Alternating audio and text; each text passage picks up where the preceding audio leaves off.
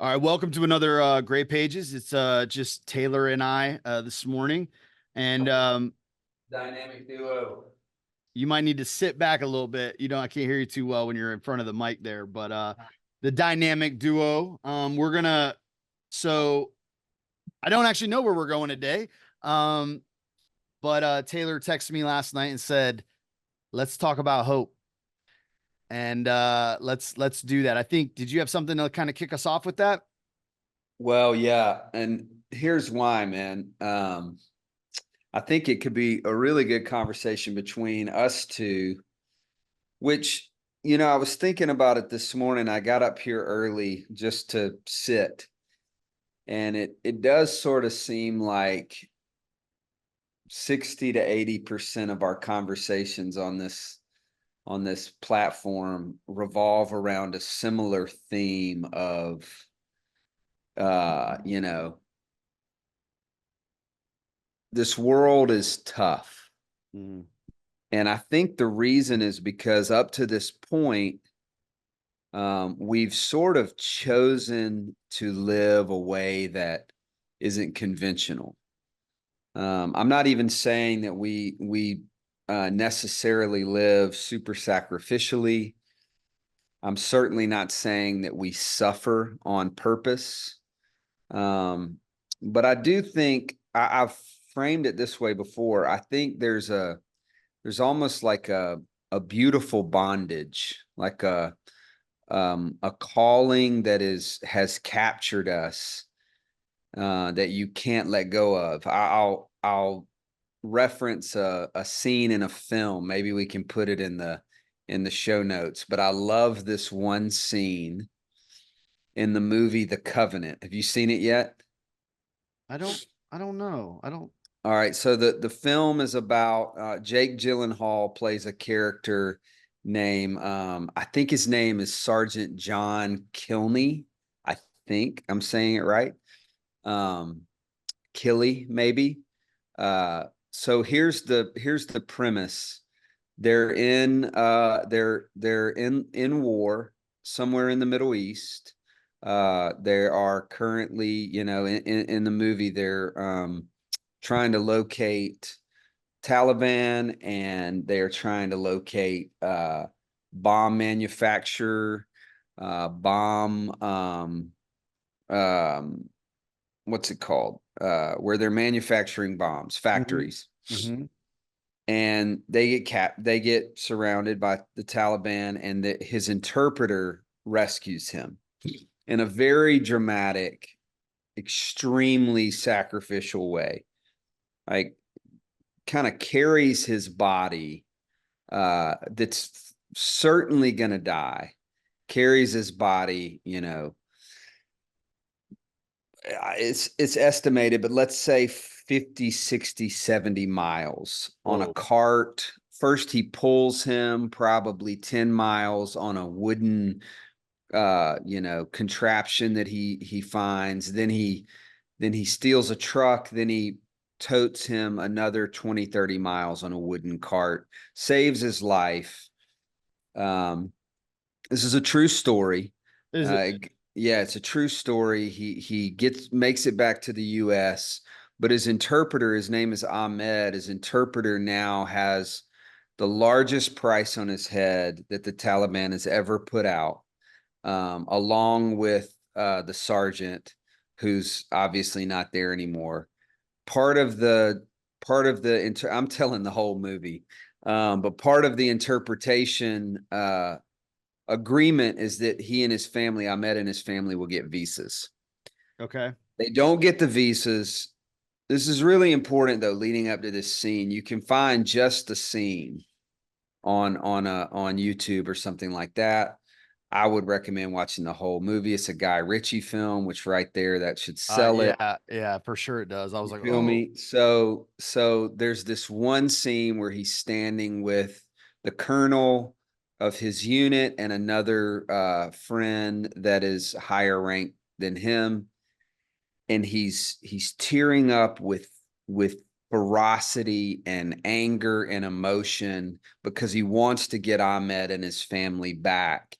And he says, you don't think if I could let this debt go, I would? You don't think if I could go through the normal channels of getting him visas and getting his wife and child visas and getting them to the US, I would? And he says 3 or 4 more things. You don't think if I could be free of this, I would? And then he looks really solemnly and calms his voice, which, you know, that's like the height of emotion. And he goes, I have a hook in me that I cannot be freed from. I love this moment because, like, man, that's how I feel a lot of days. I was talking to we were eating around our fire pit last night and talking to my kids about the story of Jesus and like why they even believe it. Cause my daughter's learning about some of the American Indian, like the native tradition and some of what they believe. And she was like, we don't believe that, right? And I said, we don't believe what, you know? So I'm kind of doing the whole like Socratic, like challenging them. What do you mean we don't? What is this story? What does it mean? I think it's the story of a fox and a coyote and a snake. And I, you know, I said, do you believe that there are stories in the Bible that are metaphor? I mean, it's a 2-hour conversation. That's awesome. And I asked them, why do you even believe in Jesus? And my oldest son said, honestly, because you do. And I said, yeah, that is not a good enough reason, bud. That reason's not going to hold you through pain. And my second son, Levi, he said, well, I just choose to believe. There's no way I can know. And I was like, oh, well, actually. And so we talk about that. And I say, let's talk about evidence. Let's talk about the writers. Let's talk about the people that were with him.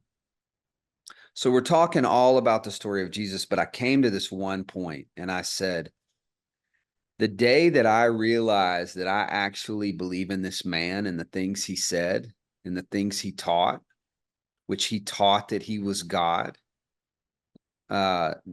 evidence so clearly in the book of John, nobody needs to be convinced of that, was the day that a hook got into me. I realized that I had been, and I don't want to make this into like a sermon. This is just a real moment. Like I realized that I had been drugged hundreds of miles by this man that saved me from imminent death. And I have to serve him. Like I have to give my life to him, you know? So there's that. Take that image. And then I want to land it with this quote that's kind of been written on my office walls, on notebooks, on journals, it's in my book. It's sort of guided me through some muddy waters. And I don't know if I'm getting it perfect because there's a few different deliveries of it. I think it was from a speech. I know that it's been referenced in a couple of Dr. West's books, but this is a quote from Dr. Cornel West. And I just kind of title it Prisoners of Hope. But here's what he says. He says, hope and optimism are different. Optimism tends to be, the reason, like even the reason this comes up so much is I think we could potentially at times be labeled pessimists. And I that makes me sad. I don't want to be thought of as that. I want to be thought of as hopeful. But sometimes optimism is so far from my paradigm or my vocabulary that the obvious identifier would be pessimism. But I'll digress from that for a second and just talk about this. All right, I'm going to read it straight through. Hope and optimism are different. Optimism tends to be based on the notion that there's enough evidence out there to believe things are going to be better. It's much more rational, deeply secular, and whereas hope looks at the evidence and says, it doesn't look good at all. I'm going to go beyond the evidence to create new possibilities based on visions that become contagious to allow people to engage in heroic actions, always against the odds. No guarantee whatsoever. That's hope. I'm a prisoner of hope, though, and I'm going to die a prisoner of hope. So let's talk about that. I want to talk about hope today. I want to maybe, of course, excavate hope, but also hopefully deliver a little hope. Oh man, that's such a good quote. So yeah, this resonates a lot. I mean, obviously this resonates a ton, but like this distinction between optimism and hope seems to be both obvious to me and of course what you go you listen to you guys and sounds like pessimism, which like in the optimism pessimism scale, I actually like don't know where I would fall. I actually think I'm fairly optimistic practically, like, and this is to distinct from hope, like it'll work out. We'll be fine. Like we'll work it out. Like it's I think things will work themselves out or whatever. But that is definitely different than the kind of what I would say is almost the transcendent reality that I love you said like even the I have a hook in me. One of the things that I've always thought about, and I think this is related. So like hope, I think like optimism, hope, a parallel to that might be joy and happiness, right? There's like happiness is something that's like temporal, like I have to keep re-upping on. Whereas like joy, I would say is a reality, a state of being that transcends. And then I've always thought about faith as not as something that I have, but as something that has me in the way that you're talking about a hook in you. Like I'm in the grip of a power greater than myself that is like, and so then to be in the grip, to have a hook in you, and then how that maps to like to be a prisoner. Like there is some, it's like possession, Yeah. right? Like it's like something has a hold that transcends the circumstances that I find myself in. Um Help me out. Let's try to get this going. Yeah. I mean, so there's kind of a path that we want to find in this conversation, but it's tricky to get there. It's similar to the foie gras conversation of you can't just say kingdom ecosystem. You can't just say we want a certain way of life and then get there. It's a multi-generational effort, and it's a multi faceted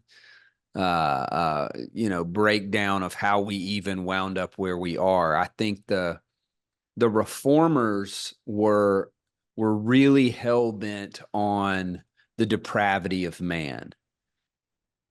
But there's a point to that. When we recognize, like John Kilney did in the movie The Covenant, or in real life, perhaps the story is very similar.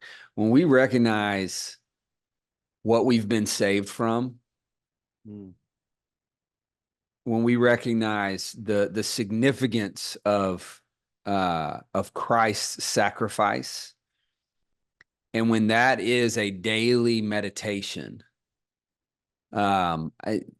there's all these scenes in this movie where he's laying in bed and all he can think about, it's not even he's thinking about it. He doesn't control it. He just keeps having these images of him on this cart being pulled, and Ahmed screaming and suffering and hiding and risking his life to get to free him. And he just keeps waking up, and he keeps waking up, and he knows, I cannot live a normal life anymore. I can't. And so first, I think the first step to unpacking what you're saying is going, why? Like, why is hope so important? It's brought me personally to this place that I've found myself where I'm actually more hopeful, even though I would say hope is more necessary now for me than ever before. I had a ton of hope when I was younger, in like changing the world, that kind of existential sensationalism of we're gonna do something that's gonna totally change history and totally change everything about poverty and loneliness and fatherlessness. And as has the many millions that have come before us, you kind of get to a point where you go, okay, I am actually hoping in something more invisible, or I'm actually hoping in something uh, more eternal than temporary. Yeah.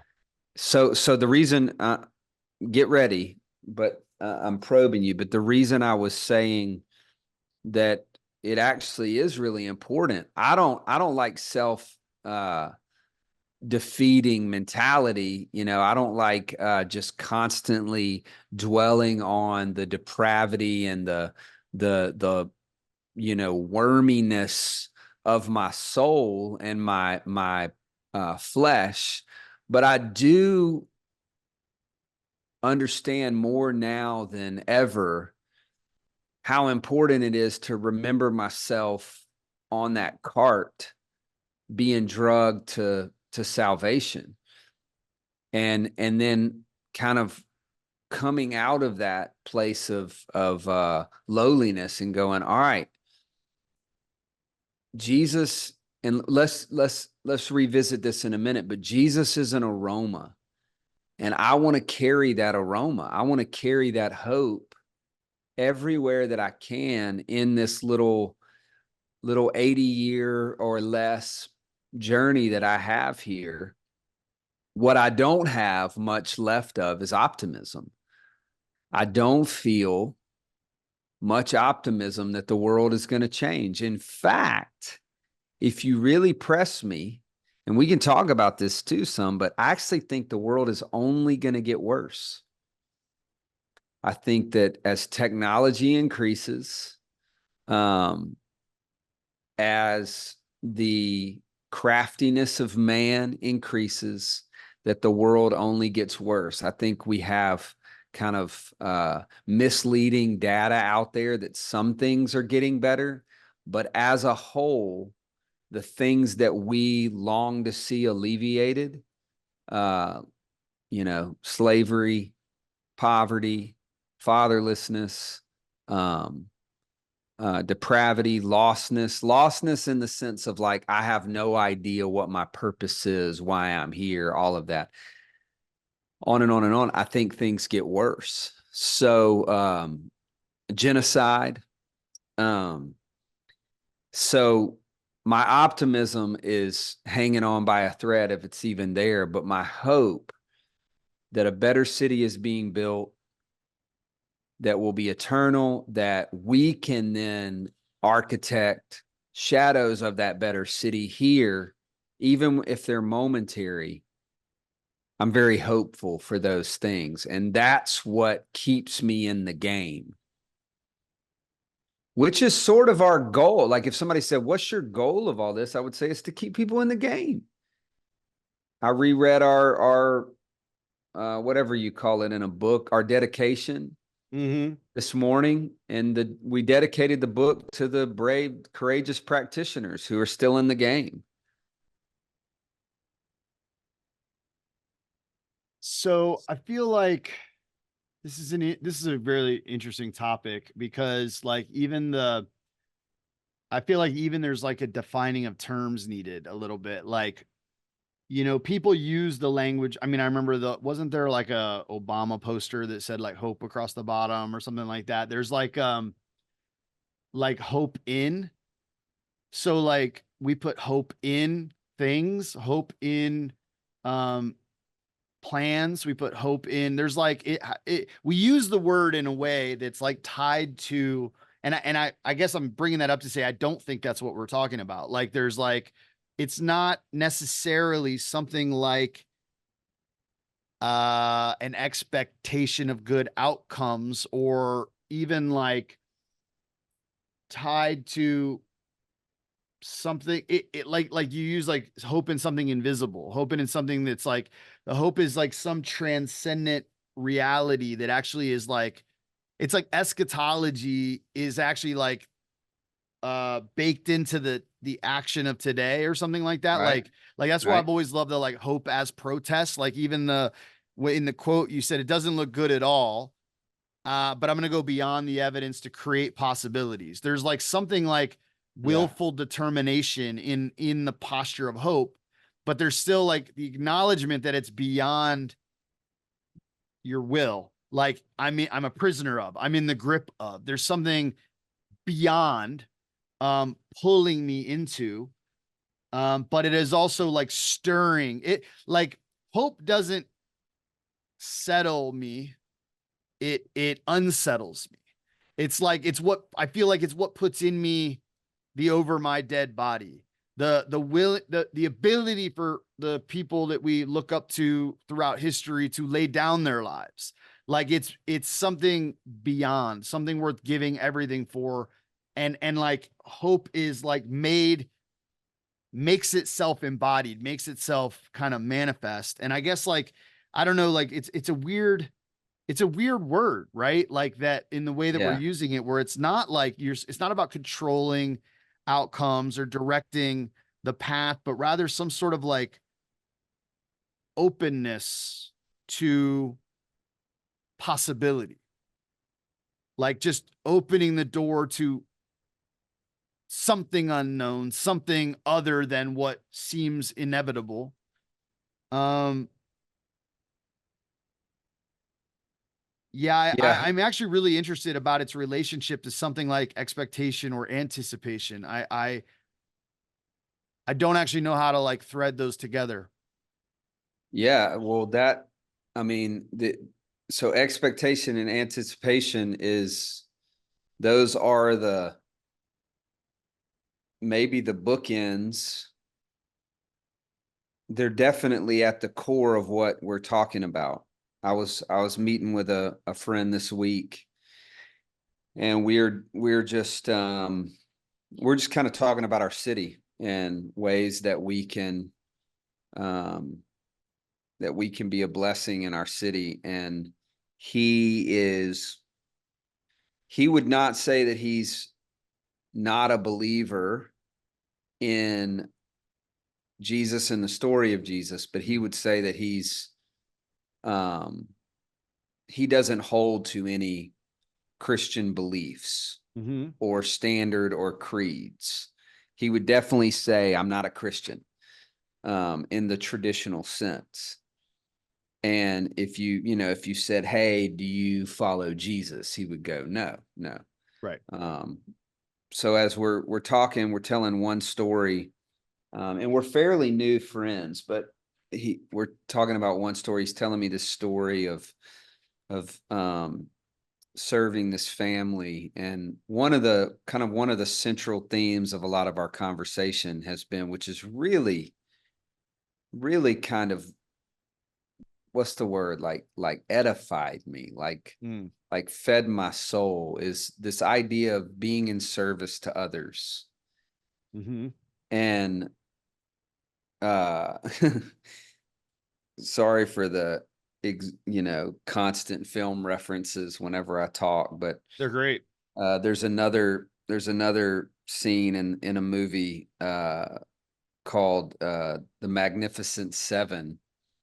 It's a remake of a Western. Denzel Washington's in it, and some other guys, but there's this one character, I can't remember his name, but he's this burly bear type character, and uh he has a deep faith, and somebody says something about him, fighting this battle that doesn't serve him at all. And he says, do you not realize that a life of service to others is quite possibly the best life lived. And I think about that all the time too, because I actually think that he's right.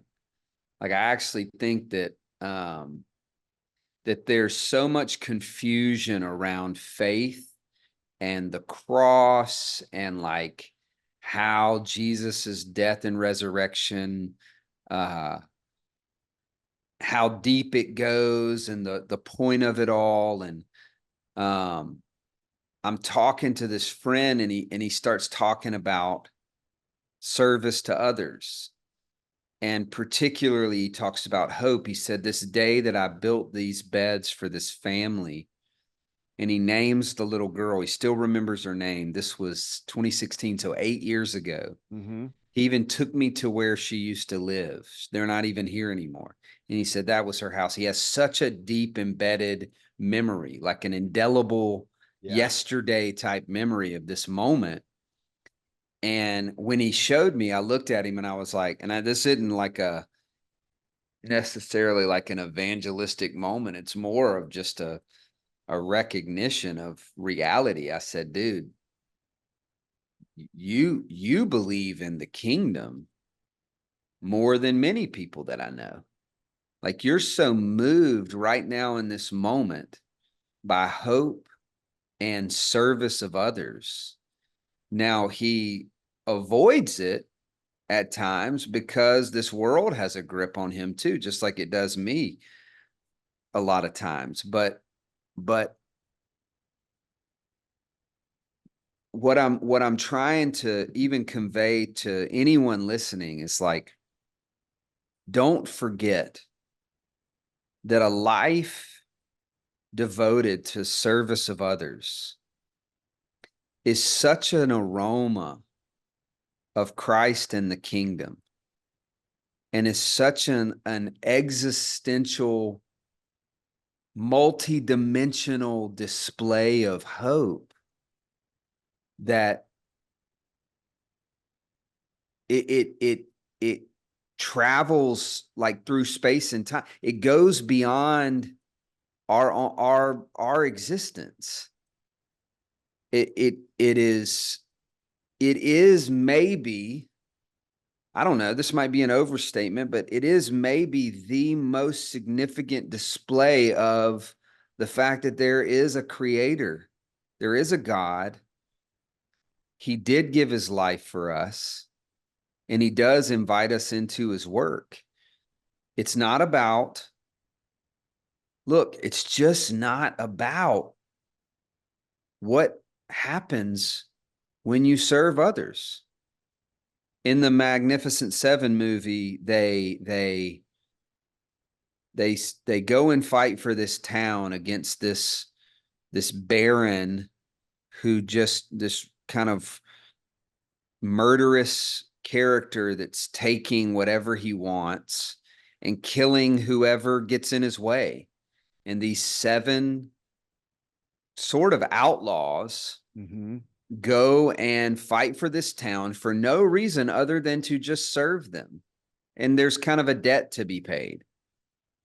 If we see the result of that town ends up becoming a gluttonous kind of oppressor of the poor, it does not in any way relegate or diffuse or take away from what those seven men did to give themselves for that. The metaphor, the point is like, man, hope and service of others. I just don't know a more significant aroma of the story of Jesus than that. Are you able to say, are you able to like tie those together in a more explicit way? Like why would you say that service to others, love for neighbor or something like that, some action taken like that? Why? Well, I am, but so definitely. I like the question, but maybe there's layers to this, and I'm nervous to like be misinterpreted, but I'll just say what I think, because I think that the heralding of good news manifests itself through the smallest act of service, of sacrificing oneself for the good of others. That good news to me is an aroma. And our greatest ambition on during this kind of little stream that we're living in right now, these 80 or so years, is to put out as much aroma of Christ in the kingdom as possible, so that when others smell it again, they go, oh, you are the one that I was always, I remember this smell. And I always think about the story of the servant of Tash in The Last Battle, which is C.S. Lewis's final book in the Chronicles. So basically I'm going to botch it, but basically this character serves this man-made god named Tash, which is not the actual creator savior god Aslan. Mm-hmm. When he comes in contact with Aslan, he's like, oh, you're the smell. Again, this isn't how it's phrased, but this is what happened. You're the smell that I smell my whole life, but you're not Tash, you're Aslan. I served your enemy. And This rings a bell. Aslan's, Yeah. what's that? This rings a bell. Yeah. Like, So, and I have it. I can pull it up. I have this whole moment in a note, because I just think about it so often. Is this character goes, and again, this is in the Bible. This is C.S. Lewis, but might as well be the he's good. Bible. He's good. But he says everything that you did good in your effort to serve Tash was actually done unto me, because you were chasing after me. Everything that you did bad, anything done bad unto me, was actually done unto Tash. But the aroma that you longed for, that was me. And that was my city, that was my kingdom. And I welcome you. And he wants him. Many have said, I think the most recent that I've heard quoted, I've heard giving credit to this quote, is Tim Keller, but I don't really know who originated it. But just the idea that hell is that where God is not. Hell is a door locked from the inside. For me, the only ones that would say, I reject you, Christ, are the ones that want to be God.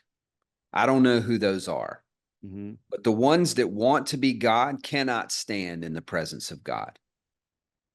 But the ones who want the aroma of Christ, which is the hope that we're trying to take to the world, when they see it in its fullness, when they smell it, I think they're going to recognize it. How that all plays out, again, is way beyond my pay grade. But you asked a really specific question. You said, what, like, tie these things of hope and service to others together. And the tie for me is, my hope is that as we serve, the Son of Man came to serve and not to be served. As we serve, we manifest the presence of Jesus on the earth. And all who smell it will remember it. And that's what I hope in.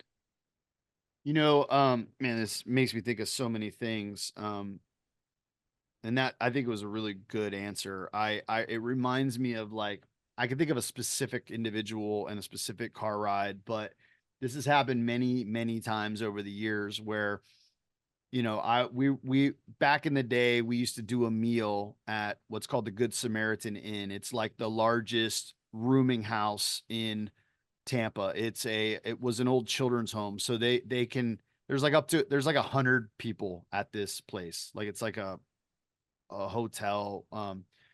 And so it's a rooming house. People rent a bed for the night. There are some private rooms that are like the size of a walk-in closet and whatever. There's like a community. A lot of people have been there a long time. Some people come and go.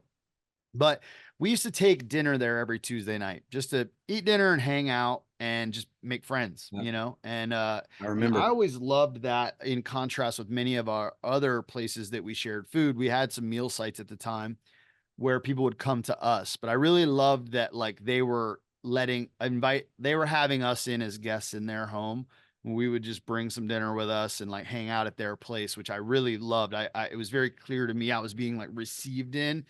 But I would occasionally, and it took some people to get that done, right? So we'd take a little crew with us, and I think might have been working with InterVarsity at the time, or I'd occasionally like meet some student that wanted to volunteer, you know, like I want to help out in some way. And I remember taking this individual that was, not a believer, even pretty. I think they would have said they were atheist and were pretty antagonistic around even the concept of like faith and so they came out and just served, maybe they scooped peas or something, talked to a few people or whatever, Yeah. and they had ridden with me, and then we were driving home, and I just said like, so how was this for you, you know? And it was weird. This wasn't like a setup, but they were just like talking about like how profoundly impactful and meaningful this experience was. Yeah. And even like it was an interesting because it was like it wasn't like a setup to say this. It was actually like so obviously true when they're like, I just like why? Like what is this? And it's like you were created for this. Like this is what you were created for. Like clearly, What- This right? is Like what what you were made to you do. were made to love and serve. So obviously, and like it's like they were like having this like, what was that experience? Why do I feel so deeply fulfilled? And it wasn't like I did a good thing. It was like that was so good for me. And I'll never forget that car ride because it to me was a profound like revelation of just watching someone do what they were built for, Yeah. in a way that's just so beautiful and so right. And thinking about what you were saying, because you said like being good news, Yeah. sacrificing oneself for others, and like those that can't stand in the presence of God is those that want to be God. And I actually think that's an interesting way to like pull these apart is like orientation around self and orientation around like love and the other.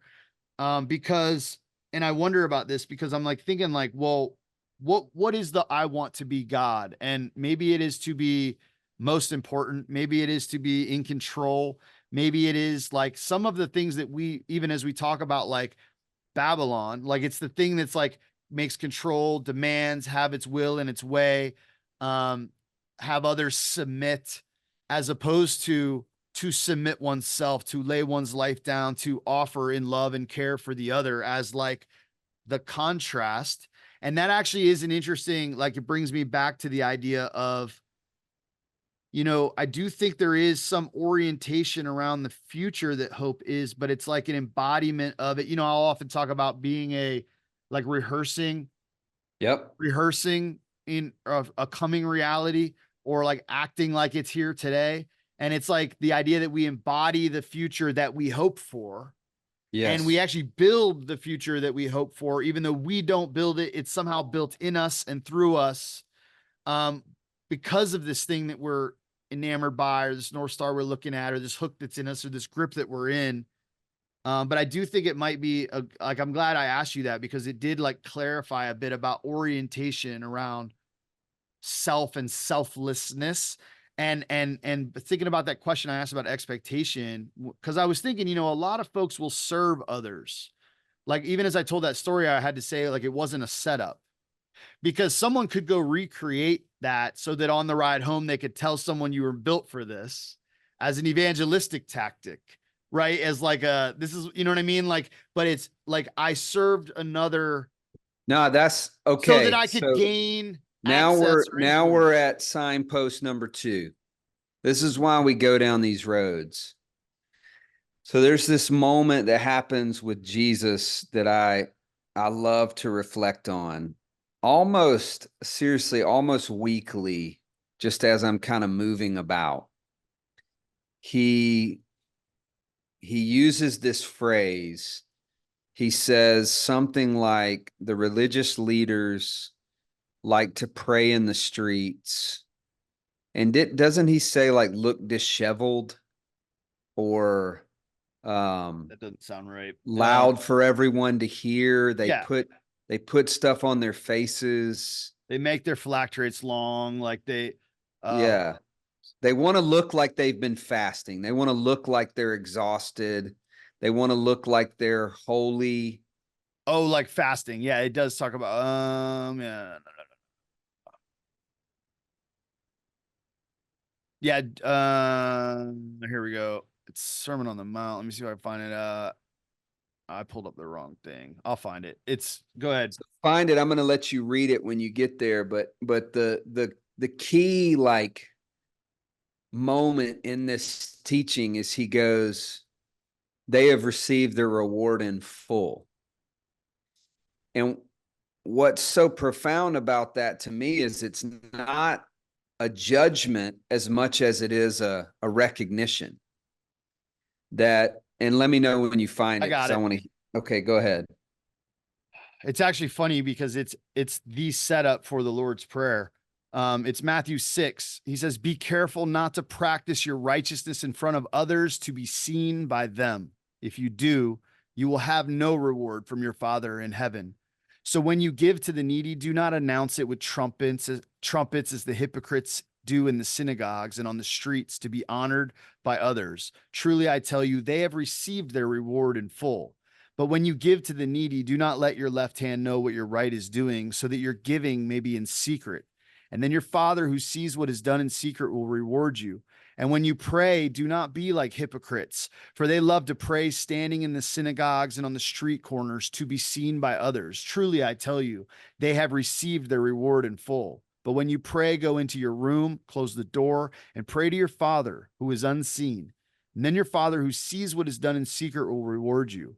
And when you pray, do not keep babbling like the pagans, for they think they will be heard because of their many words. Do not be like them, for your Father knows what you need before you ask him." He gives What? the Lord's Prayer as an example of Yep. how to pray. Um, and then he goes on, just one on the same train. He goes, "And when you fast, do not look so somber as the hypocrites do, for they Yeah. disfigure their faces to show others that Yeah. they are fasting. Truly, I tell you, they have received their reward in full. But when you fast, put oil on your head and wash your face so that it will not be obvious to others that you are fasting, but only to your Father who is unseen. And your Father who sees what is done in secret will reward you." So what's their reward that they received in full?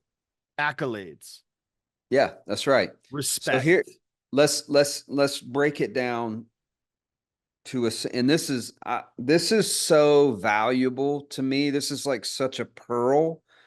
We might could end on this. Like we might could kind of play this whole conversation of hope out with this kind of exclamation or uh yeah. So you said something. You said someone experiences what you guys did at the Good Samaritan, and then man, this God, this is so emotional for me. Because it defines so much of what has been distorted and and what's the better word? Give me a second. And co-opted Mm-hmm. by what we would call like evangelical Christianity is, oh, that seems to work. So let's start doing that in our city. And I feel like Jesus saying, this makes me sad. Here's your reward in full. And the reward is that it will work. People will talk about what you're doing. People will recognize you. They will say, oh, this is really cool. This is really good. I don't think them receiving their reward is necessarily a judgment as much as it is a recognition. So how do we practice hope in a way that is a pleasing aroma to the Father, to the giver of hope? How do we practice hope in a way that is pleasing, that kind of follows that path that Jesus talked about in the Sermon on the Mount? Because what I don't want to do, man, is I don't want to serve people. I don't want to, and serving, I hate even saying it as if it's some kind of like peripheral. I also want to serve people.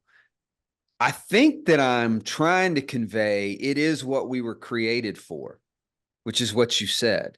Mm-hmm. It's that serious.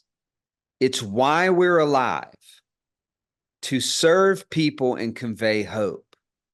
But then you have this whole other set of issues that I don't want to list as a yoke for someone to carry, but I want to list as a warning. If you want recognition, if all you want is for people to go, that was awesome and that was great, and to tell your story, you can have it. Mm-hmm. In fact, I would even say God will more than likely give it to you.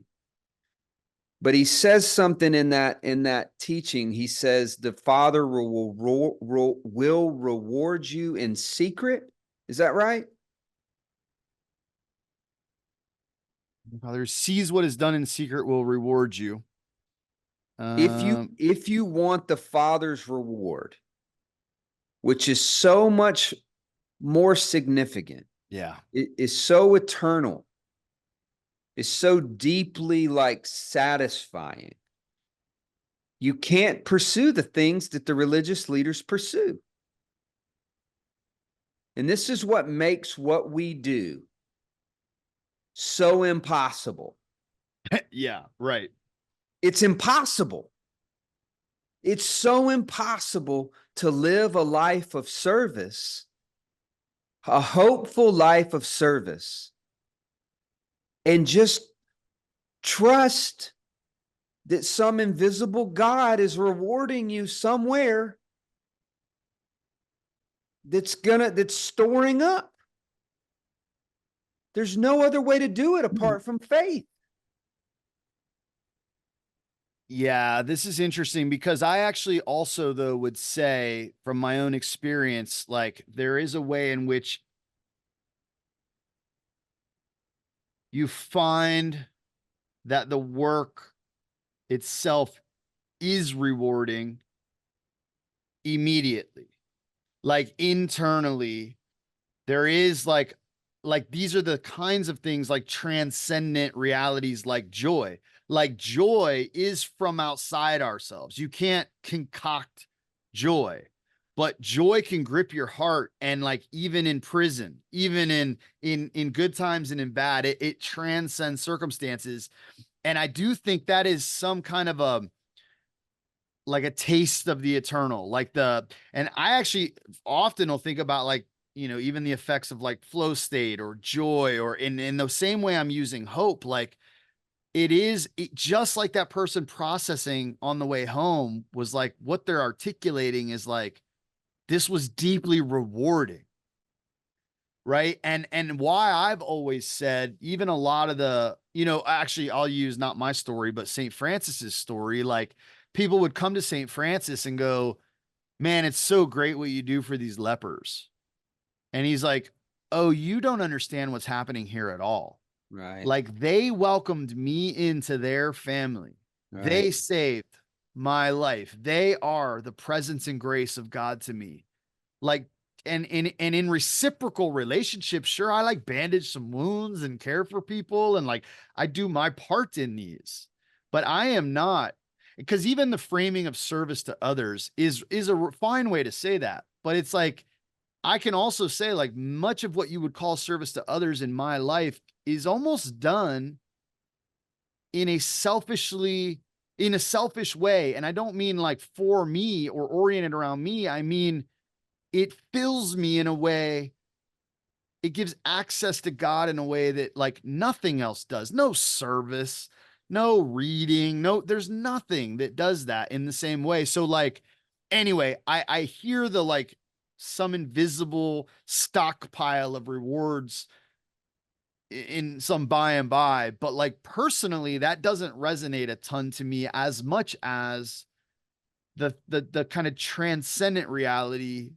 that is made like real in me. And by the way, just like one other thing, this is a little bit of a different thought, but this passage messes me up in the actual sustaining of the work way. Like we have an organization and that organization has a budget and Yeah. it's very hard for us to make payroll. You know, we I do know. make some money, but only about 60% of what we need. And so we need to raise funds. And the mechanism for doing that is take a picture when you Yeah. give someone something, do it Well, to be seen so by others. so Jesus did this. There's at least there's a little peace and grace in that.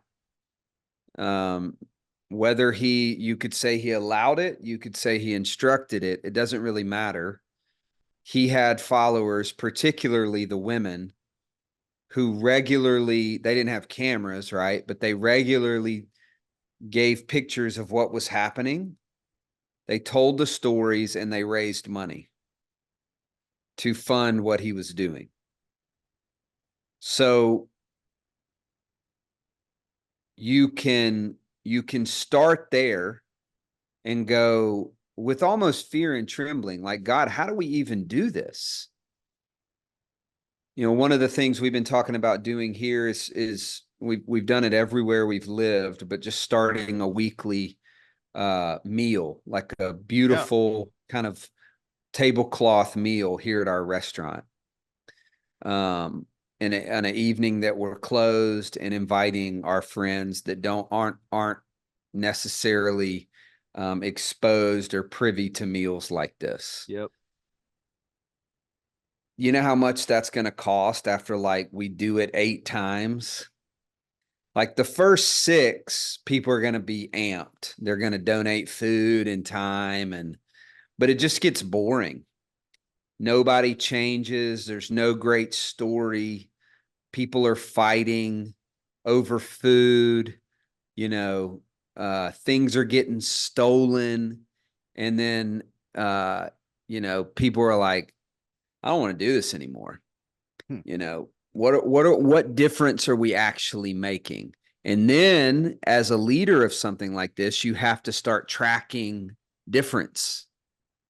You have to start tracking results. You got to say, well, let me tell you about Johnny and what happened with him this week and what he said after this thing. And you're actually using it to prove that what you're doing makes a difference. Another story, we're working on a house right now for a family that we love, and I've kind of told you a little bit about what's going on. Yep. They're just kind of in need right now. And a couple people have helped out. And one person that helped out said, "Hey, just make sure, this doesn't happen, like that this doesn't yield the results that's happened to you guys in the past, where you help a family and they're ungrateful and they take advantage of you and they don't really do anything to pay it forward." And man, that kind of stuff really messes with your mind, Yep. because you're like, you want to go, well, no, there's these 2 families that really did something good, or they changed, or they got their their crap together, or you want to go the other route and go, that's not why we do it. But if you go that route, they're going to go, well, then I'm going to put my money in a better investment, or I'm going to put my time and my leadership in a better. There's so much tension in this moment of, all right, so hope. What was the other word we said? Hope, service of others, and then evidence of the efficacy of what you're doing, that it's not in vain. And that's what I mean when I say it's impossible.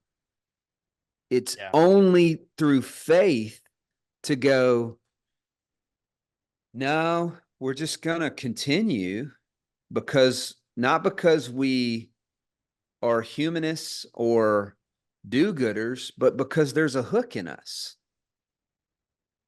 Yeah, no, this is really, it's a real challenge to the real, like, fleshing out of these things in the world that we live in, where we got bills to pay and we don't have a community pooling all 100% of their resources or something like that, like in some like monastic setting, because exactly that, it's like we get pulled back into the measuring and the metric.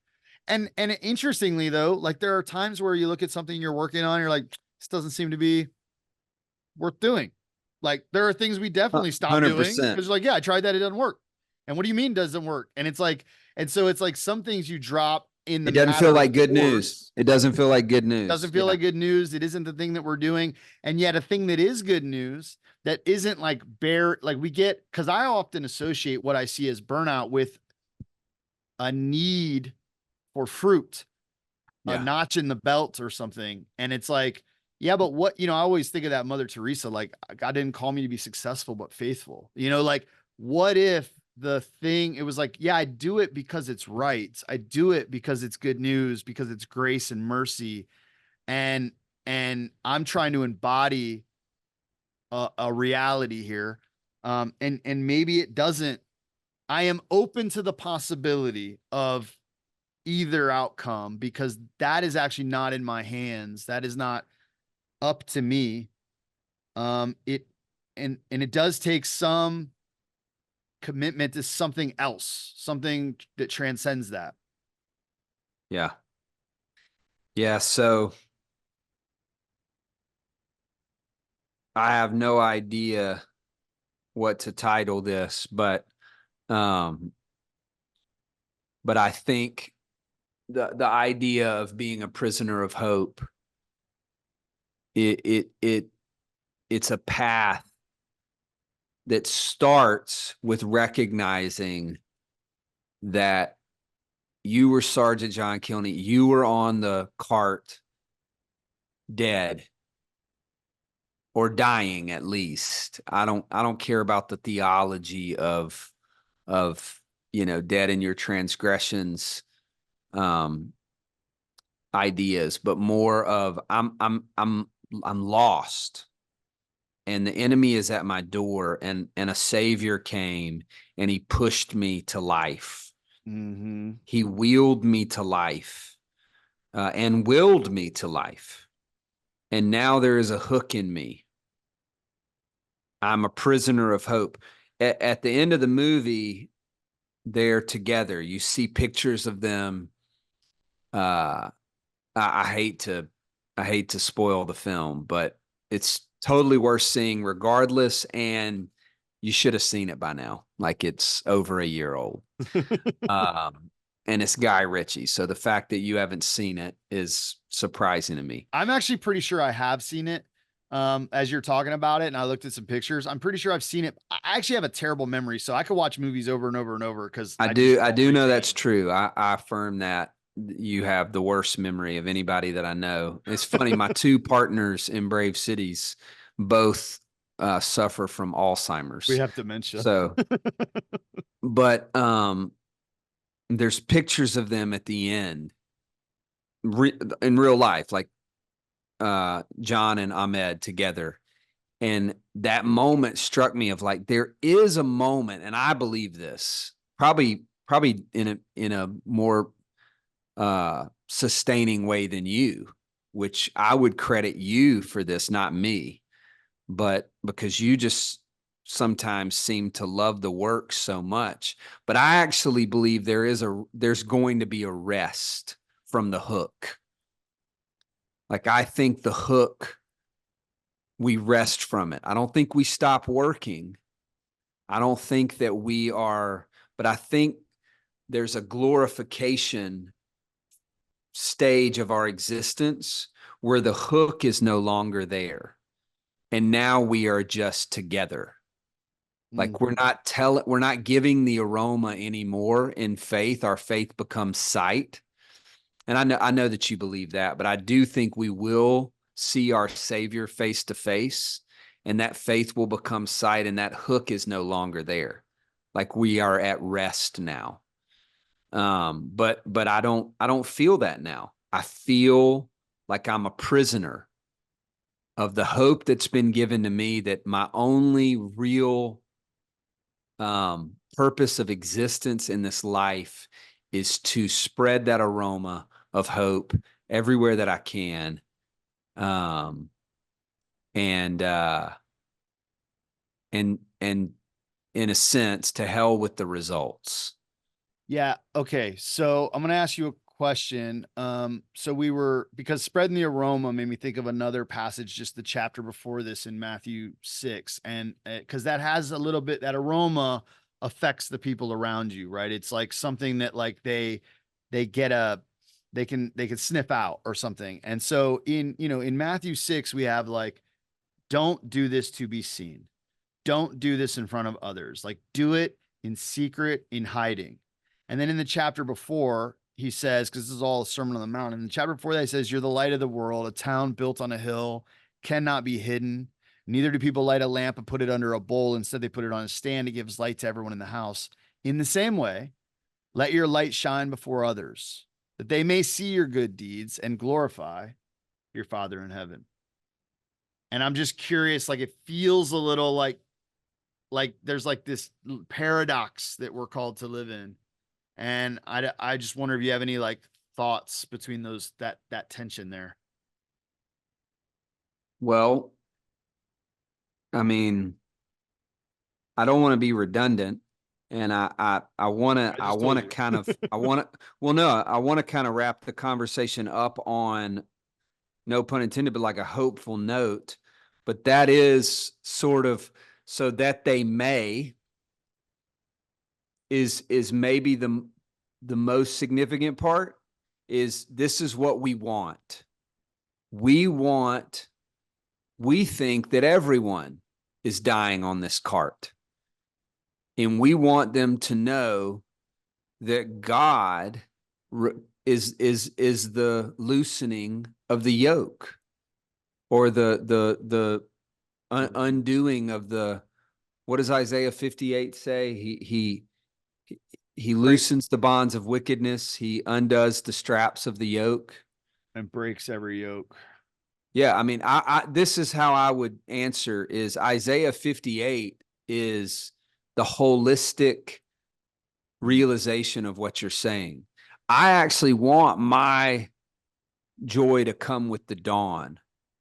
I actually want my light to rise as the noonday. I actually want to be free from bondage, but I also want to be a catalyst to free others. So we certainly do not do this simply for the A portion of Isaiah 58, simply for the A portion, which is to be freed ourselves, for our joy to come, for our purpose and fulfillment. Great. So good. It's a double portion. That's right. The B side of Isaiah 58 is we want to invite others to the table where the bonds of wickedness can be loosened, where the straps of the yoke could be undone. And so we're saying, look, and this is actually, I am so definitive. I'm so resolved on this idea that we don't get into the game of loosening straps and undoing yokes. We invite to the table of the one who can do that. Mm. We go, you're welcome here as well. Like, come on. The table has a seat for everyone. It's good. You know, I don't miss an opportunity to say, man, this table for me, it's the best table. But you gotta decide for you if you want to come in and take a seat at it. So yeah, we do these things so that they may glorify our Father in heaven. But we don't do them so that they will. Amen.